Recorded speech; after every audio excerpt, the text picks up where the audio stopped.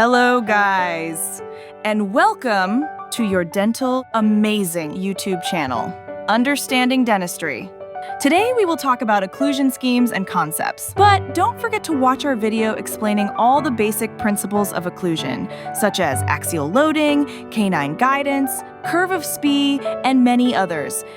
Don't forget also to give us your like and subscribe. Now, enjoy the video with my sister, Dr. Eze Fox. You know, in restorative dentistry, it's so easy to get caught up with materials, aesthetics, and prep design. But what's the one thing that really makes or breaks our work in the long run? Well, in this explainer, we are going deep on the fundamentals of occlusion, the absolute cornerstone that, if you overlook it, can cause even your most beautiful work to fail. So here's our roadmap for today. We're going to kick things off with the big picture, occlusal harmony. Then we'll nail down our most important reference point, centric relation, and map out how the jaw actually moves. We'll get into the nitty-gritty of the interferences that mess things up, look at the different philosophies for organizing a solid occlusion, and then, this is the best part, we'll tie it all back to the actual shape of the restorations you create every single day.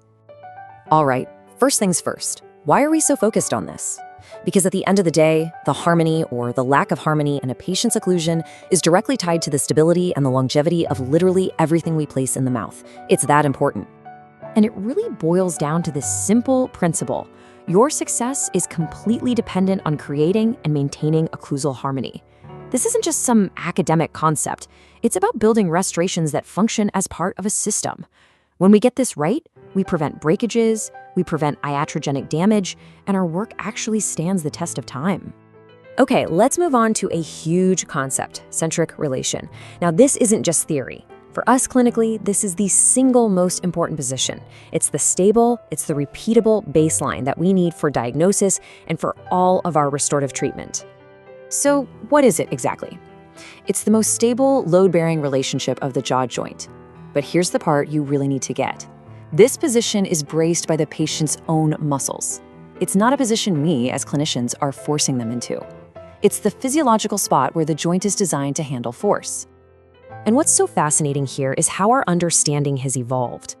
We've thankfully moved on from the old rum position, rearmost, uppermost, midmost. That was often a forced, manipulated position that could actually cause damage by seating the condyle on sensitive tissue. The modern concept, the supero-anterior position, is all about respecting the actual anatomy. It's physiologic, it's unstrained, and it's stable. Okay, so we've got our starting point, centric relation. Now, let's map out how the mandible actually moves. And you gotta remember, these aren't just random willy-nilly motions. We're talking about precise biomechanical functions that happen around three very distinct axes. Every single movement is a combination of rotation around these three axes. The easiest way to think about it is this. The horizontal axis is for your basic open and close. The vertical axis kicks in when you go side to side. And that sagittal axis, that handles the complex movement as the non-working condyle slides down the eminence. Getting these three planes is absolutely fundamental. And here's another critical point. Opening your jaw isn't just a simple hinge like a door. It's a really precise two-part process. For the first 20-25 millimeters or so, it's pure rotation in that lower joint space. Only after that does the second phase, translation, where the condyles glide forward and down, kick in for a wider opening. Now, during a side-to-side movement, the jaw doesn't just pivot, it actually shifts bodily over to the working side. That's the Bennett movement. And the part that is so clinically important is the immediate side shift. It might only be half a millimeter, maybe a millimeter, but that tiny little initial movement has a huge impact. It directly tells us how wide to make our fossa and where to place our cusps. If you don't account for it, you're just building an interference from the get-go.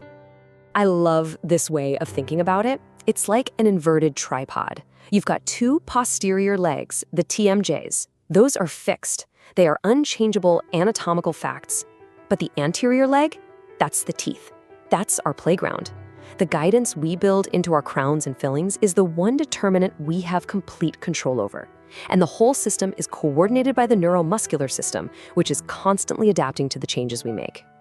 So what happens when that anterior determinant, the teeth, isn't in harmony with those unchangeable posterior determinants, the TMJs? Well, that's when you get occlusal interferences. Let's break down the four main types of these destructive, unwanted contacts. So, what exactly is an interference? Plain and simple, it's a tooth contact that gets in the way. It either forces the jaw to deflect off its ideal path on the way to closing, or it creates a bump in the road during a smooth gliding movement.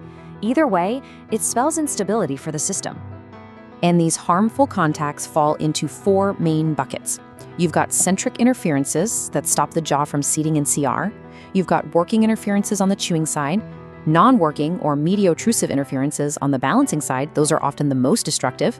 And finally, protrusive interferences when the patient moves forward. Okay, so we know what the problems are. How do we actually design an occlusion to avoid them?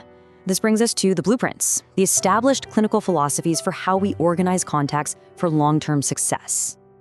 And this slide lays out the 3 main concepts beautifully. You've got bilateral balance, which is really just for stabilizing dentures.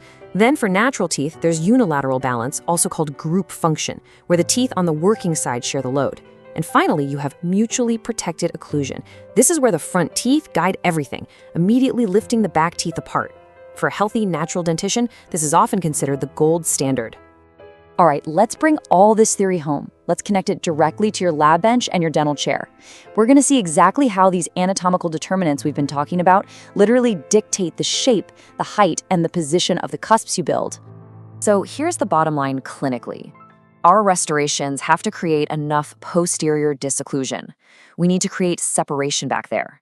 Studies of healthy systems show an average separation of about 1 millimeter on the non-working side. Think of it as a buffer space.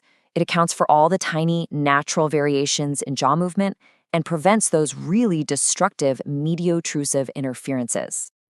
Let's run through a quick cause and effect. Starting in the back, let's say your patient has a very steep condylar path down the eminence. Well, that steep path means their jaw drops down more dramatically as it moves forward. What does that do? It creates more space in the back, which means you are allowed to fabricate taller, more defined cusps without creating a collision. Okay, now let's flip it and look at the front of the mouth. Imagine a patient with a lot of horizontal overlap, a big overjet. That large overlap means the jaw has to travel a long way forward before the front teeth even start to separate the back teeth. That shallow guidance is non-negotiable. It absolutely requires that your posterior cusps have to be shorter and flatter to avoid a crash during a protrusive movement. And that really brings it all together, doesn't it? The unchangeable anatomy of the joint and the changeable guidance of the teeth directly tell us how to design our restorations. So the question to take back to your practice is this: how are you going to systematically evaluate these determinants before you prep your next full coverage case to guarantee occlusal harmony and real long-term success?